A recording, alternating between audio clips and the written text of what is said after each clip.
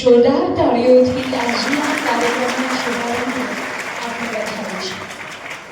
शुभम करोति कर्म आरोग्यम धन संपदा. सभी भाई बहनों को मैं बहुत बहुत बधाई देता हूँ. आदरणीय श्री धीरू भाई लावरिया जी, ट्रस्टी गुरु आश्रम बरदाना, माननीय श्री जनक भाई काछड़िया जी, ट्रस्टी गुरु आश्रम बरदाना, भावनगर के कलेक्टर महोदय आदरणीय आर.के. मेहता जी, भावनगर के जिला विकास अधिकारी डी.एम. विधायक महोदय, महानुभाव, सभी सम्मानित खेडूत भाइयों और बहनों, आज पूरे विश्व में और मुख्य रूप से भारत कृषि वही प्राणी नाम प्राण है.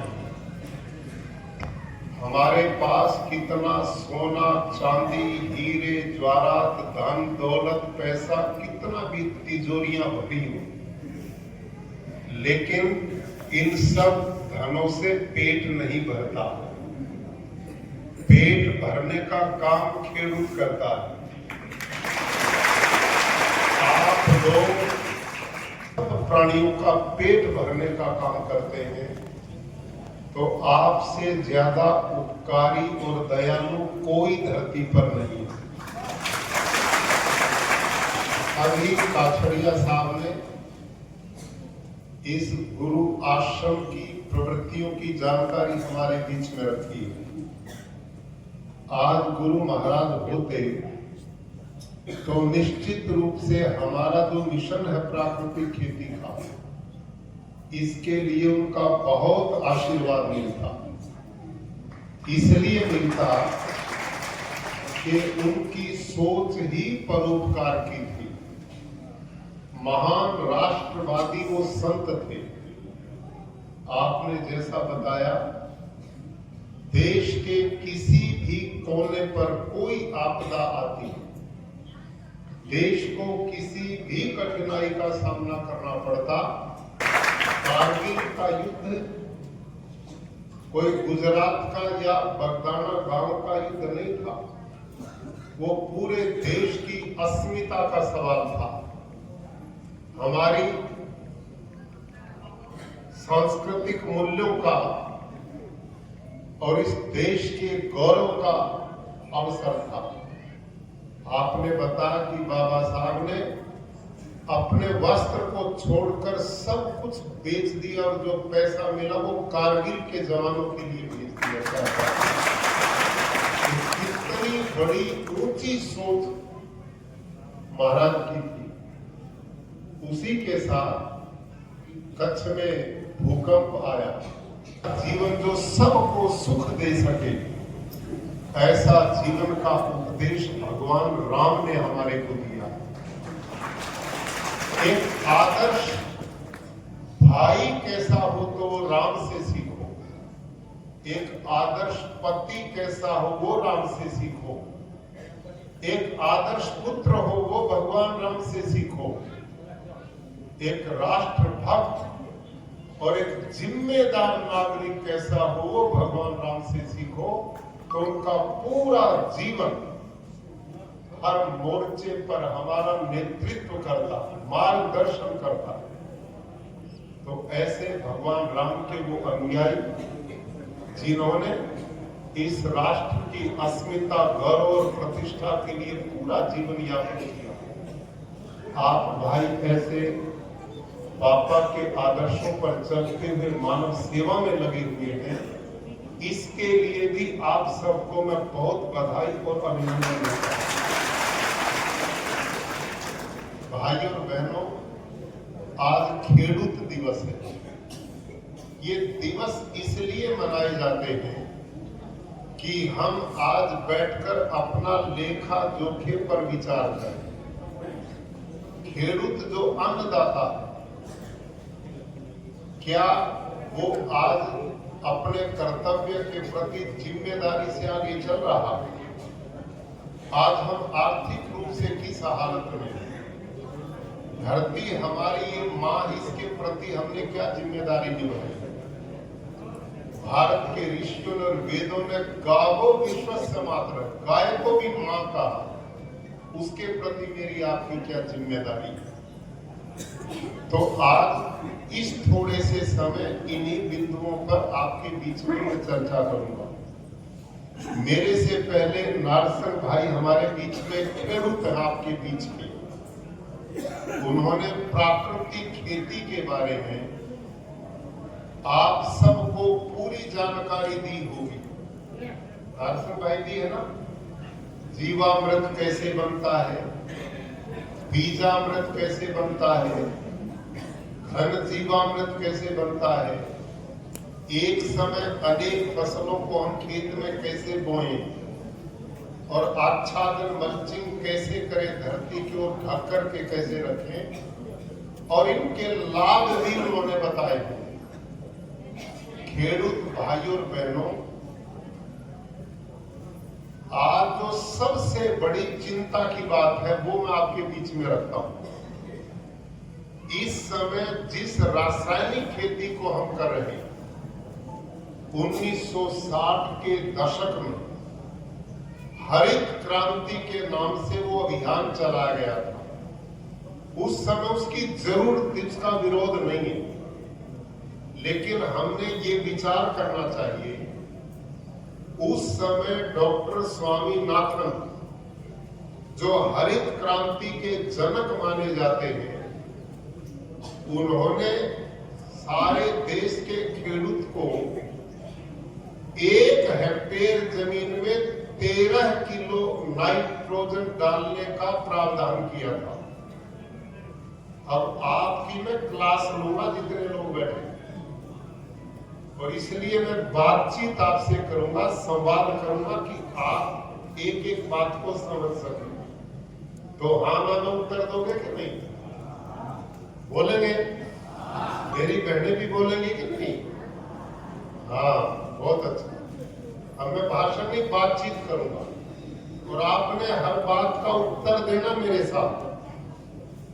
मैं सारी जिंदगी बच्चे पढ़ाता रहा, तो मेरी ये क्लास है, इसमें आज मेरे स्टूडेंट्स हैं, आप विद्यार्थी।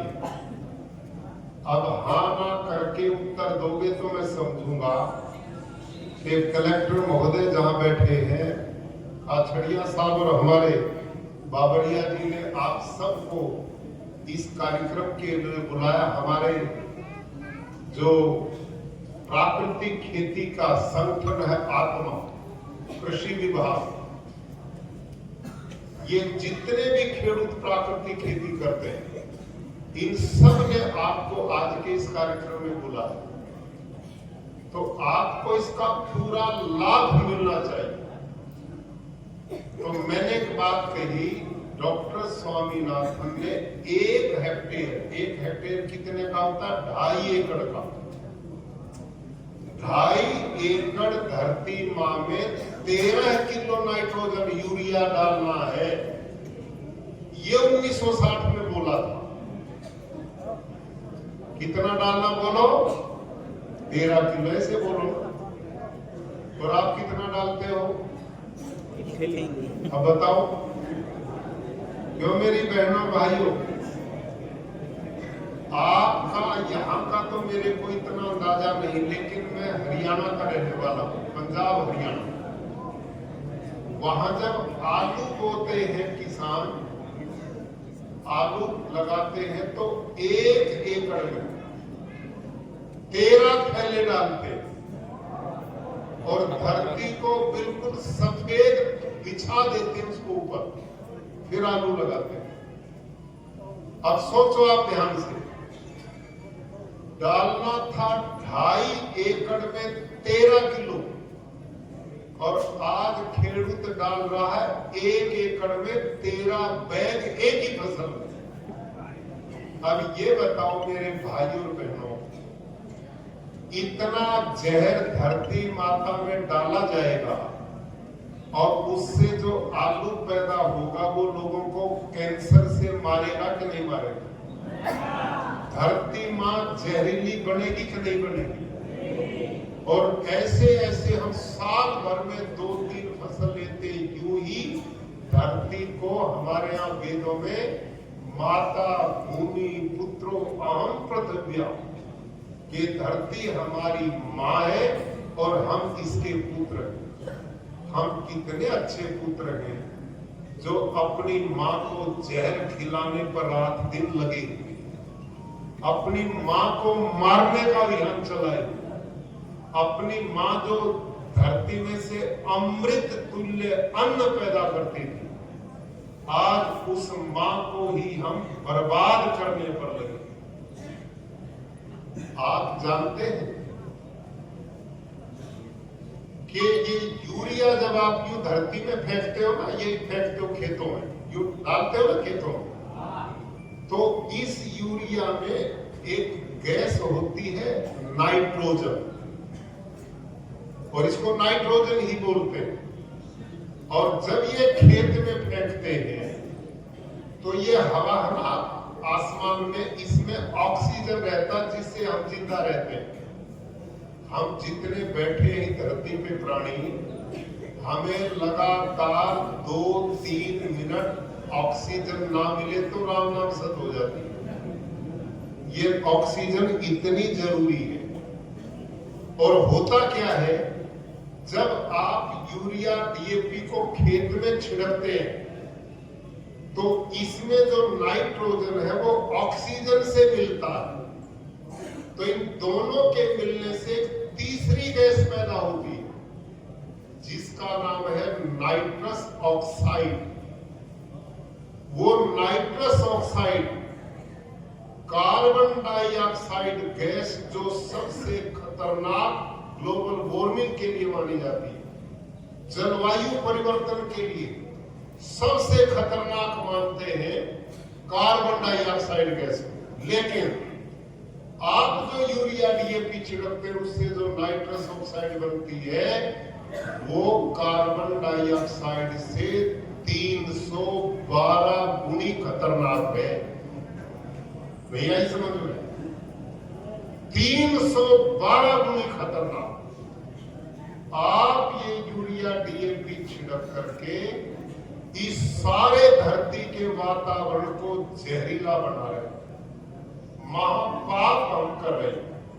और इसी का परिणाम है, और भी कारण है, ये फैक्ट्रियां हैं, दूसरा प्रदूषण जो कर रहे हैं, लेकिन किसान भी रासायनिक खेती के द्वारा लगभग 24% इस जलवायु को खराब कर रहा।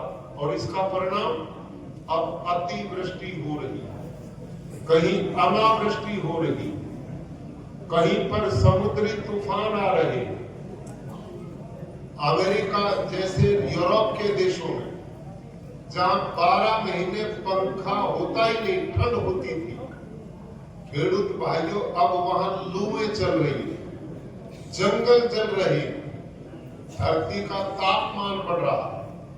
और कृषि वैज्ञानिक बोलते हैं यदि धरती का तापमान 1 डिग्री भी बढ़ेगा, 1 डिग्री भी, तो आपके खेतों में लाखों करोड़ों टन उत्पादन कम हो जाएगा, पैदावार अनाजों की कम हो जाएगी। तो इस समय धरती का तापमान बहुत तेजी से बढ़ रहा है और आने वाला समय इससे भी खतरनाक बनेगा यदि हम अभी नहीं बदले। और आप इस यूरिया डीएपी को क्यों डालते हैं? इसलिए डालते हैं, बोलना आपने इसलिए डालते हो कि आपको डर है कि कभी हमारा उत्पादन कम ना हो जाए। आया ना? यही कारण है कि नहीं? आप यूरिया डीएपी इसलिए डालते हो कि हमारा उत्पादन कम ना हो, और हम प्राकृतिक खेती करेंगे तो हमारा उत्पादन कम हो जाएगा। ये भय है कि नहीं आपको? यही डर है, मेरे को पता है।